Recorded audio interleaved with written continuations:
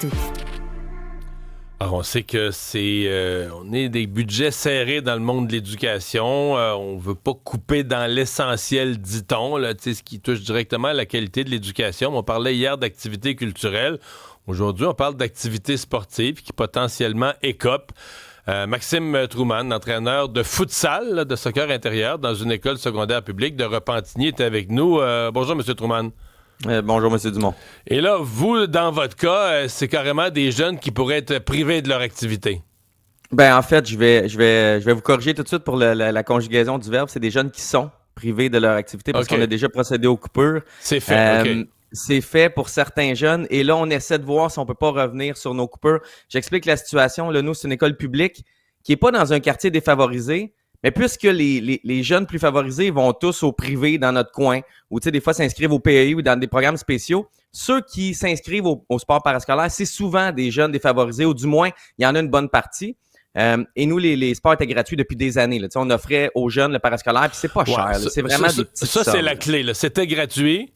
Puis là, maintenant, à cause des restrictions budgétaires, vous devez charger aux jeunes un frais d'inscription.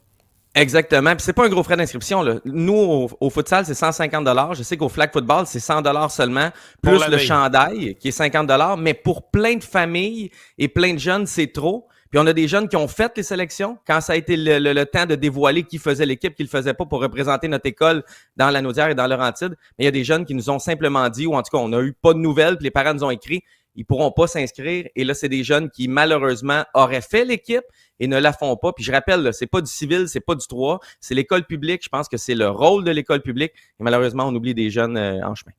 Parce que le 200 $, la famille l'a pas, tout simplement. La famille l'a pas. Des fois, tu sais, je veux pas rentrer dans des situations précises parce que je veux protéger l'identité des jeunes. Mais on a un jeune qui vient d'arriver, c'est un nouvel arrivant. Là. Juste débarquer au Québec, c'est compliqué pour sa famille. Juste, tu sais, il y a des gens dans sa famille qui doivent apprendre le français, etc. Lui, là, on l'aurait pris. On l'embarque dans une équipe de sport, ça l'intègre à l'école, ça le garde motivé à l'école, ça le fait bouger. Je veux dire, je peux même pas croire que lui, on lui a dit, tu peux pas faire du sport avec nous autres. Puis j'ai essayé de me battre, j'ai essayé de renoncer à mon salaire, j'ai essayé de convaincre des gens, de commanditer, etc. Et il y a beaucoup, beaucoup de freins dans le système public qui fait que tu peux pas vraiment commanditer au public parce qu'il faut passer par un processus rigoureux. Là. Ça, c'est intéressant parce que j'allais vous poser la question. Je disais, nous, on a beaucoup une culture au Québec. C'est toujours le gouvernement qu'il faut qu'il paye. T'sais, aux États-Unis, probablement que dans les mêmes affaires, tu aurais une fondation, tu aurais des commanditaires, tu aurais des gens de la communauté qui te diraient, ben voyons, faut que nos jeunes fassent du sport. Alors, vous me dites, il y a des contraintes. Même si vous trouviez des gens prêts à aider, il y a des contraintes là-dessus. Là.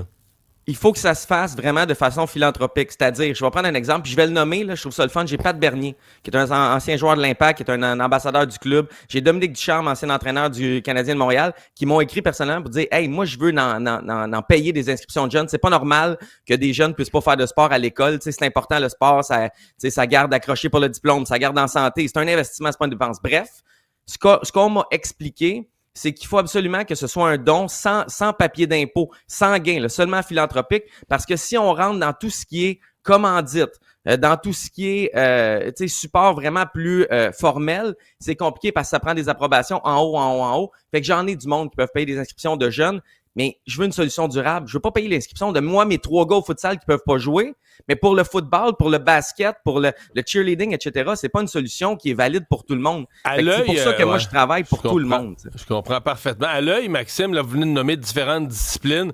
Ouais. Ça peut représenter combien de jeunes dans votre école seulement cette année qui feront pas leur sport?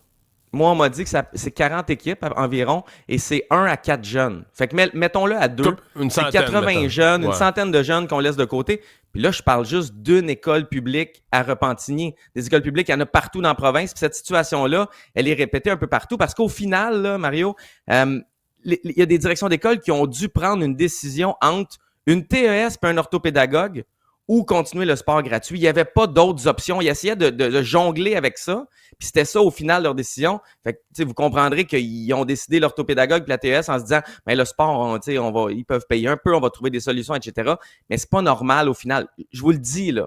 Il y a des jeunes que quand ils font du sport, ils vont tout faire pour pas avoir de billets disciplinaires parce que sinon, ils sont suspendus du sport.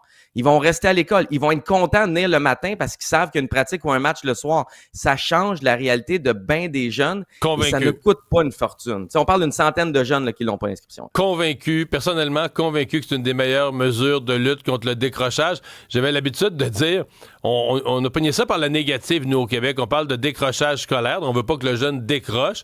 On oublie de parler d'accrochage scolaire, de se demander qu'est-ce qui garde le jeune accroché à l'école. J'ai aucun doute de ce que vous dites, que le sport, l'appartenance à une équipe sportive fait partie de ces facteurs d'accrochage. Et question comme ça, parce que là, vous êtes en contact direct, ils réagissent comment? Les jeunes les excluent, mais les autres aussi de l'équipe là, qui voient un collègue, on faisait du sport ensemble, là, oups, lui, il peut plus venir, ses parents n'ont pas les moyens. Et ça réagit comment chez les jeunes? Les jeunes qu'on retranche, on essaie de le faire en privé. Je veux dire, on essaie de pas humilier un jeune. Peu importe que ce soit pour une coupure, on essaie de faire ça en privé, mais à un moment donné, ils voient bien quel jeune est plus là à l'événement d'après. Fait que, puis ça se parle vite dans les classes, dans les corridors. De toute façon, on n'a plus de cellulaire. Fait que ça parle plus qu'avant. Oui, c'est vrai. C'est sûr qu'il y a un peu de... Tu sais, c'est des jeunes. Je veux dire, quand on est jeune, des fois, on isole certains, on rit de certains. Fait que, tu sais, moi, je travaille super fort. Je veux dire, moi, j'ai pas besoin d'être là. Je suis privilégié par la vie.